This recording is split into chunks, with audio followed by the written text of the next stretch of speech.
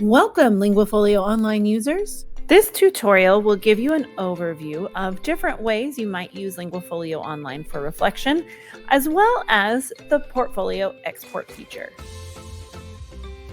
Okay, now we're going to talk about two features related to reflection in LinguaFolio Online, and that is the My Proficiency Overview and the Evidence Review. So My Proficiency Overview is essentially an interactive graphic representation of the evidence that you've uploaded in quantity and quality. So you'll see it's divided by mode of communication here, and each arc corresponds with a proficiency level. So at the center we have novice low, and we go all the way out to distinguished. And if you ever forget, there's a little guide on the side here. So each of these arcs is interactive. You may have noticed that the box to the right is changing. So let's just come to this one right here. It's for interpretive communication, listening or viewing signed communication here. And we have informational text, fictional text, and conversations and discussions.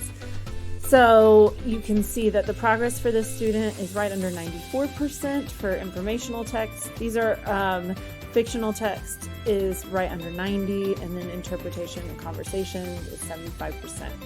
So each of those, when I move the cursor away, you can't see it. Each of those categories is derived from what basically are called indicators, which just means a group of can-do statements that are related to a similar learning goal.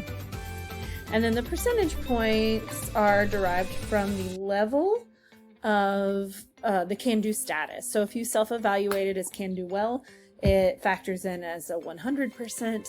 If you did can-do with help, that's 50%. And then so you can see how they update as the quality of my evidence increases. So I can use my proficiency overview in two ways. One is just as a nice snapshot of where I am, and I can see, for example, this student hasn't done anything in interpretive reading. So this might be a space where I want to work. I want to start setting goals for myself, but has a lot of growth here and in the interpretive listening and viewing of signed communication.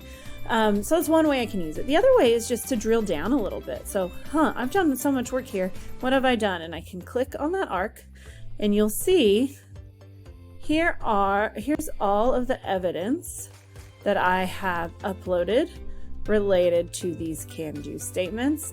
Here are the ones I haven't started yet. If I want to start one from here, I actually can self-evaluate and then click upload evidence. We won't upload the evidence now, and then if I want to see, I can upload more evidence from this place as well. This just gives me a nice little overview of what I've done. So that's one way to do reflection in this space. Another way is to come to the My Evidence page and actually look at the evidence I've created. So this student's uploaded quite a bit of evidence, and that can be a little overwhelming because there's so much to look at. So I can either come here and look at all of the evidence I've ever uploaded, and I can add reflections to that evidence if I want, or I can start to actually filter. So maybe I'm really interested in what I've done this year, and I've done mostly intermediate low work this year. So I can just click intermediate low, and now all that's displayed are my intermediate low evidence samples. So now I can just look at those and really think about my growth and progress as a language learner. If instead I want to filter by mode, I can. So here I've done interpersonal speaking, listening, and signing, and now you can see I can just look at that mode of communication and start to reflect on my growth there. And I can add those reflections here. I can also, if I come back to my dashboard, I can actually upload a reflection as evidence to a can-do statement as well.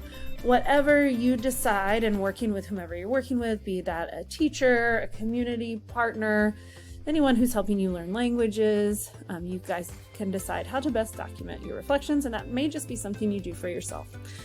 So that is your quick overview of ways to engage in reflection in the platform. Now let's talk about portfolio export. To export your evidence, you will come to the My Evidence page, then your hamburger menu, And then you will click here where it says, do you want to export your evidence? Click here. Once you click, you will have a bunch of checkboxes that you can select to select the items that you wish to export. You may filter these if you wish by using the filters to the left.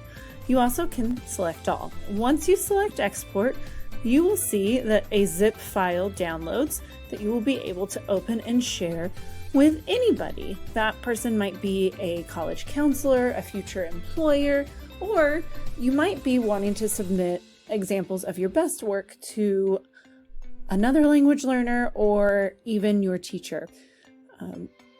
Or maybe just keep it for yourself. It's your turn. How will you use your evidence? How will you reflect? What will you export?